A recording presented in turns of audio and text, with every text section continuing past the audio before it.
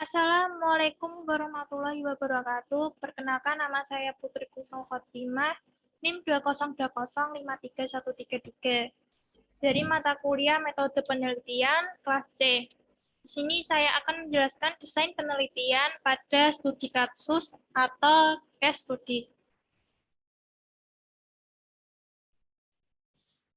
Latar belakang pada studi kasus. Studi kasus merupakan penelitian yang memusatkan perhatian pada suatu kasus tertentu dengan menggunakan individu atau kelompok sebagai bahan studinya. Biasanya difokuskan untuk menggali dan mengumpulkan data yang lebih dalam terhadap objek yang diteliti untuk dapat menjawab permasalahan yang sedang terjadi. Dapat dikatakan bahwa penelitian studi kasus bersifat deskriptif dan eksploratif. Terdapat investigasi empiris tentang suatu fenomena yang ingin dipecahkan oleh peneliti. 1. Apa yang dimaksud dengan fenomena dan sejak kapan sesuatu itu disebut sebagai fenomena? Misalnya, apa fenomena, kejadian, peristiwa yang ada pada bidang IT. 2. Bagaimana dan kenapa orang yang menggunakan IT ada yang gagal, ada yang sukses. 3. Fenomena bisa digali dengan melakukan penelitian studi kasus.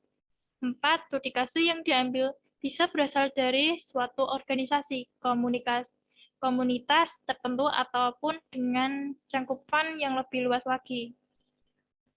Perbedaannya dengan penelitian survei. Pada penelitian survei, jumlah sampelnya cukup luas. Sedangkan pada case study, jumlah sampel yang diambil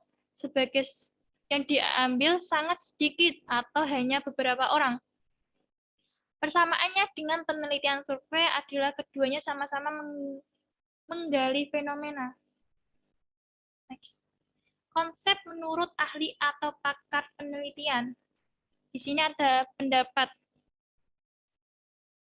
pada Yin 2002, kasus studi kasus dapat digambarkan sebagai proses pencarian pengetahuan yang empiris, yaitu menyelidiki dan meneliti berbagai fenomena dalam konteks kehidupan nyata. Pendapat pada Pollitt dan Hangler 1992. Studi kasus berfokus pada penentuan dinamika mengenai pertanyaan lebih lanjut mengapa seseorang berpikir melakukan sesuatu atau bahkan mengembangkan diri. Tellis pada 1997. Studi kasus merupakan metode yang memiliki unit analisis yang lebih mengacu pada sistem tindakan yang dilakukan dibanding pada individunya sendiri atau suatu lembaga tertentu. Selanjutnya, Flyback 2006. Dalam riset yang menggunakan metode ini, dilakukan pemeriksaan longitudinal yang mendalam terhadap suatu keadaan atau kejadian yang disebut sebagai kasus dengan menggunakan cara-cara yang sistematis dalam melakukan pengamatan, pengumpulan data, analisis informasi, dan pelaporan hasilnya. Sebagai hasilnya akan diperoleh pengamatan yang mendalam tentang mengapa sesuatu terjadi dan dapat menjadi dasar bagi riset selanjutnya. Studi kasus ini dapat digunakan untuk menghasilkan dan menguji hipotesis. Nah, pendapat yang serupa sama Yin, yaitu Lamnek pada 2005. Lamnek 2005 menyatakan bahwa studi kasus adalah suatu strategi riset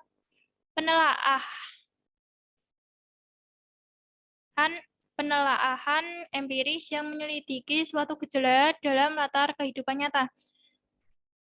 Strategi ini dapat menyertakan bukti kuantitatif yang bersandar pada berbagai sumber dan perkembangan sebelumnya dari proposisi teoretis Studi kasus dapat menggunakan bukti baik yang bersifat kuantitatif maupun kualitatif. Penelitian dengan subjek tunggal memberikan kerangka kerja statistik untuk membuat inferensi dari data studi kasus kuantitatif.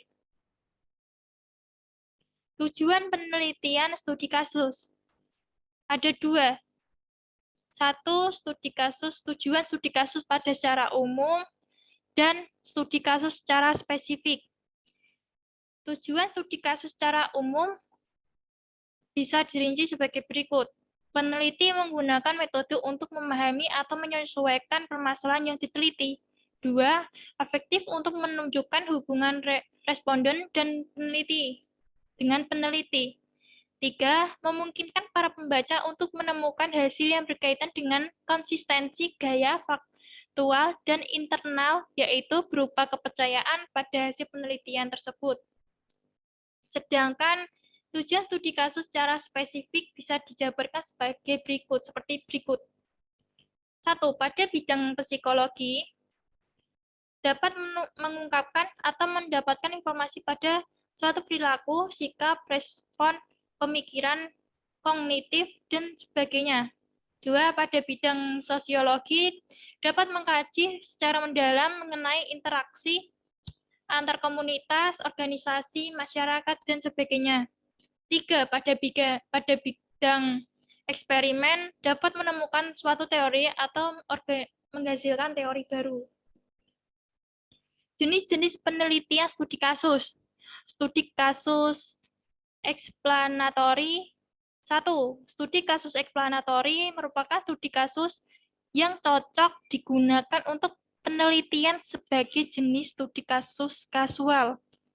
2. Penelitian studi kasus eksplanatori bertujuan untuk memaparkan atau menjelaskan suatu hubungan antara dua variabel atau lebih. Selain itu, tujuan eksplanatori yaitu untuk menunjukkan data-data dan deskripsi mengenai investigasi kasual. Contohnya, studi kasus mengenai politik, ekonomi, dan sebagainya. 2. Studi kasus eksploratori. 1. Studi kasus eksploratori merupakan studi kasus yang dilakukan sebelum adanya pertanyaan penelitian dan hipotesis yang dibuat oleh peneliti. Studi kasus ini bisa disebut dengan studi awalan atau pendahuluan pada penelitian. Maka dari itu, peneliti diharuskan untuk melakukan penelitian dengan runtut dan sistematis sesuai dengan rancangan penelitian. Contohnya adalah mengenai sensus penduduk. 3. Studi kasus deskriptif. Studi kasus deskriptif merupakan studi yang mendeskripsikan suatu kasus yang mengharuskan peneliti untuk memulai penelitian dengan teori deskriptif, yaitu memaparkan dengan jelas hasil penelitian tersebut. Contohnya adalah mengenai sejarah, kebudayaan, dan sebagainya. 4. Studi kasus observasi. Studi kasus observasi merupakan studi yang dilakukan oleh peneliti untuk mengkaji atau menganalisis subjek yang bersifat benda fisik atau suatu proses atau kegiatan yang sedang berlangsung. Sehingga pada studi kasus observasi mengharuskan peneliti untuk turun ke lapangan untuk mendapatkan data-data tersebut. 5. Studi kasus kemasyarakatan.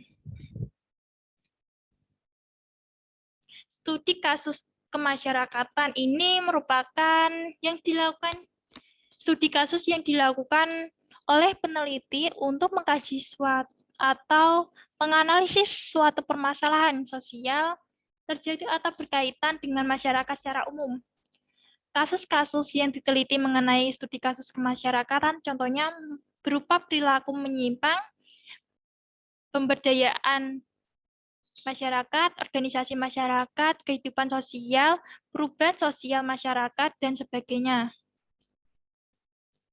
6. Studi kasus sejarah hidup.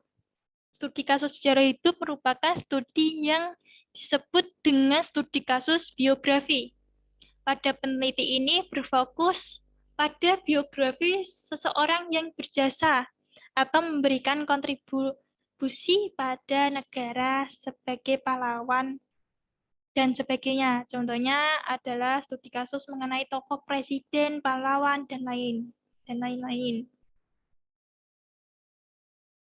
7. Studi kasus mikroetnografi. Studi kasus etnografi merupakan suatu studi yang dilakukan oleh peneliti untuk menganalisis atau mengkaji mengenai kebiasaan-kebiasaan yang terjadi pada suatu kelompok kecil. Contohnya, pengkajian mengenai tindakan kelas, perkembangan suku, dan sebagainya. 8. Studi kasus analisis situasi. Studi kasus analisis situasi merupakan studi yang dilakukan untuk mengkaji atau menganalisis kebenaran dari suatu kasus yang sedang hangat diperbincangkan, atau kasus yang besar di masyarakat. Contohnya mengenai perkembangan teknologi, pengaruh penggunaan media sosial, dan sebagainya. Bentuk studi kasus berdasarkan permasalahan peneliti. 1. Studi kasus instrumental tunggal. Studi kasus instrumental tunggal merupakan studi kasus yang menganalisis atau mengkaji sebuah kasus dengan menjelaskannya dengan deskripsi. Pada peneliti ini kasus tersebut menjadi instrumen untuk penggambaran secara rinci. 2. Studi kasus jamak. Studi kasus jamak merupakan studi yang menganalisis atau mengkaji lebih dari satu atau banyak kasus pada sebuah penelitian. Penelitian ini juga bisa mengkaji suatu permasalahan, namun banyak isu yang digunakan sehingga penelitian ini dapat dikatakan penelitian yang kompleks. 3. Studi kasus mendalam. Studi kasus mendalam merupakan suatu studi kasus menganalisis atau mengkaji suatu kasus yang memiliki ciri khas atau keunikan. Penelitian ini hampir mirip dengan penelitian naratif, namun prosedur dalam kajiannya lebih rinci sehingga sangat berkaitan dengan konteks. Ciri-ciri penelitian studi kasus yang baik. Ciri-ciri penelitian studi kasus yang baik memiliki karakteristik seperti di bawah ini. 1. Memandang objek penelitian sebagai kasus atau permasalahan. 2. Memandang kasus sebagai fenomena yang bersifat kontemporer. 3. Dilakukan berdasarkan kenyataan atau fakta yang ada. 4. Menggunakan berbagai sumber data atau untuk diteliti. 5. Menggunakan teori yang sesuai dengan pedoman atau acuan penelitian. Kelebihan dan kekurangan penelitian studi kasus. Kelebihan atau keunggulan penelitian studi kasus yaitu 1. Studi kasus dapat mengungkapkan hal-hal spesifik, detail, dan rinci yang tidak bisa dijelaskan dengan penelitian yang lain. 2. Selain itu, penelitian studi kasus juga dapat menguak makna di balik permasalahan atau fenomena yang diteliti dengan kondisi yang apa adanya. 3. Studi kasus tidak hanya sekedar memberikan laporan secara faktual, akan tetapi dapat juga memberikan suasana, nuansa, dan pikiran-pikiran yang dapat dikembangkan menjadi bahan penelitian lain selanjutnya. Sedangkan kekurangan atau kelemahan penelitian studi kasus yaitu 1. Pada penelitian kuantitatif, studi kasus agak dipersoalkan karena segi reliabilitas, validitas, dan generalisasi. 2. Studi kasus tidak selalu cocok dengan menggunakan penelitian kuantitatif karena tujuannya mengeneralisasi. mengeneralisasi.